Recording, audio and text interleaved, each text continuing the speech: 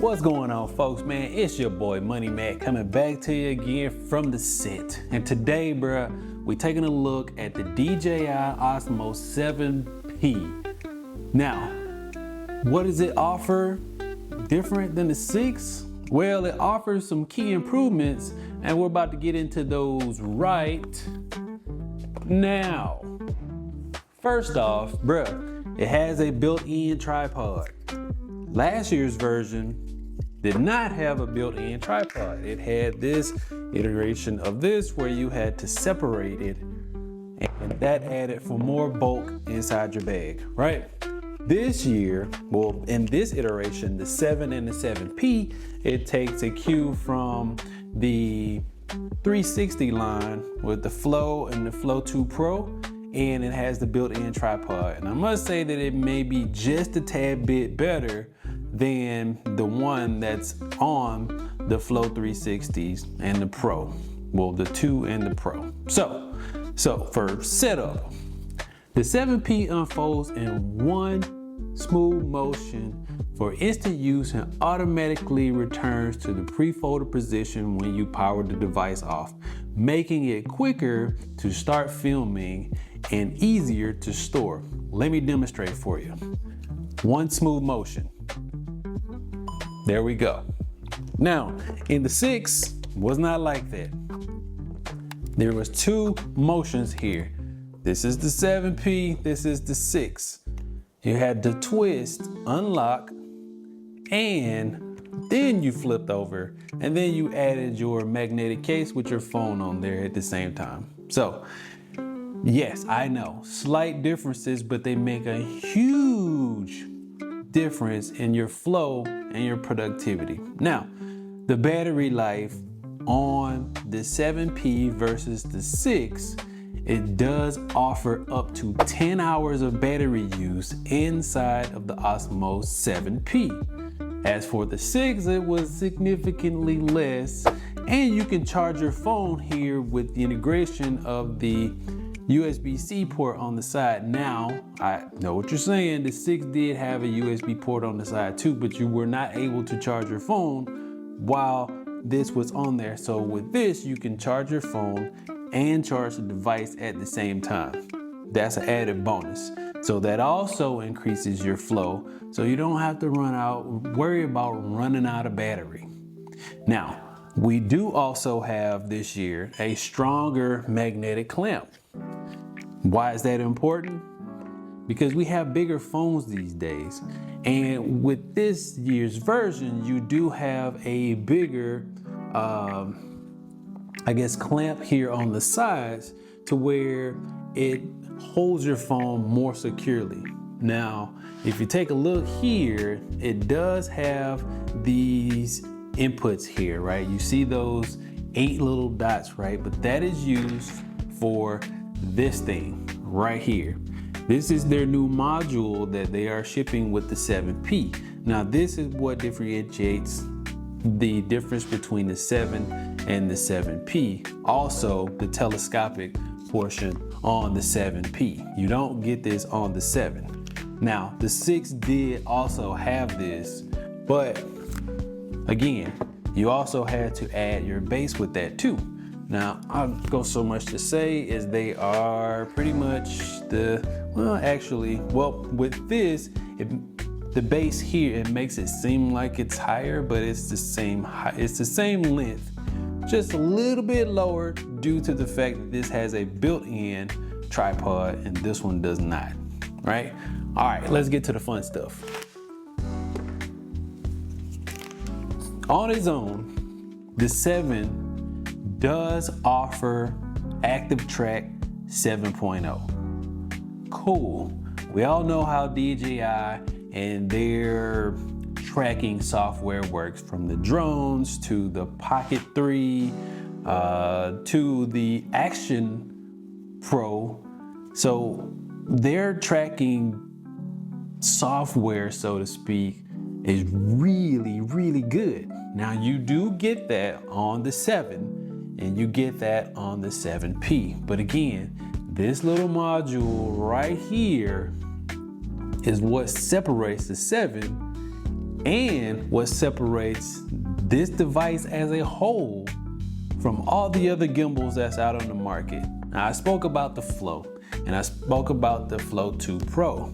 Now, that was a very interesting product because you were able to use your iPhone native camera apps and some third-party apps with Apple Docket to use the tracking features.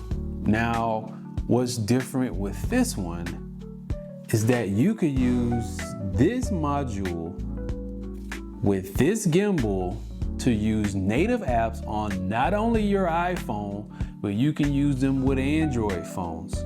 So whether it's Instagram, Blackmagic, the native camera app, you can use the tracking features. Why? Because this module has a camera built onto it and it connects to the gimbal with those input dots that we showed you before on here, and that creates that connection to where it integrates with your phone without using the DJI Mimo app. Now you say, what's this other thing here on the side? This is a fill light clutch again, because other gimbals in the past, you had to either mount a fill light somewhere on your phone, use the flash, whatever, right? But this module has a fill light built into it, and it has 4 levels of brightness. So that's another added plus when you talk about the 7P versus the 6. Now, don't get me wrong. I use the 6, I use it quite often actually. The tracking is great. Sometimes the DJI Mimo app will give me a couple issues, but it's nothing that is not rectifiable with editing or just shoot the shot again. But we also know that that could decrease your productivity and your flow. But this thing right here, I can't wait to get out and do some more testing on this. I'm gonna take it out and about. I'm gonna take it in low light situations, use the fill light, and see just how well this thing actually performs. I seem to think at the price of $149 that this thing here is the total package. There's not really much else that comes in the package. We get the magnetic case, we get the module with the camera for active tracking, right? And the fill light built into it, and you get the unit itself. Again, I can't wait to get out and test this thing. Now, to the naked eye, you can look at these and say, oh, well, shit, there's not really much of a difference. Let me take this off of here so we can see. Now, if you take that off and you look at this, right, for what it is, you can't really distinguish the two, right? Other than the subtle differences of the knob here on the sides, which is a different color, the bigger text display here on the front where your LEDs and your indicators are, and a different looking record button. It's more red this time than just an orange record button. So to the naked eye, if you didn't know any better, you'd probably think that this was the same thing. And for all intents and purposes, I didn't get the white one. I got this one just so I can compare, same color to same color on these devices. So yeah, that's pretty much it. Oh, actually, you know what? Let me demonstrate the procedures for closing the 6 if you don't have a 6. Again, there's nothing wrong with the 6, but if you're going to get a gimbal, you want to get one that has the most functionality without using a third-party app. And for the Android store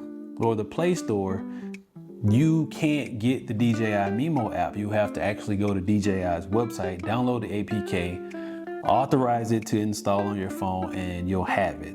But on iOS, it's in the App Store. You can update it and you're good to go, right? But let me demonstrate how to close the 6. This process was a little wonky sometimes, and it kind of got on my nerves sometimes. So you would close it down, it'll slap down automatically, right? And then in order for this to stay put, you had to lock it. Then you had to disassemble the tripod, and then you put those two pieces in your bag. Now for the 7P, it's a little different, which is a whole lot better. And you can actually leave your clamp on there for your device because it just fits just that great. So you would go ahead and you would just close it down and it's already in place. Easy day, right? Close it up, put it in your bag. And you want to take your clamp off. This versus this in your bag, you tell me which one you prefer. Now, the 7P does weigh just a little bit more at almost 270 grams. So, you know, but you do have the added convenience again of this, and you do have your quarter mount here on the bottom, so you can put that into a tripod and call it art. So that's it for my brief overview of the differences between the 7P and the 6 when it comes to the DJI Osmo Mobile. I do think these devices are great.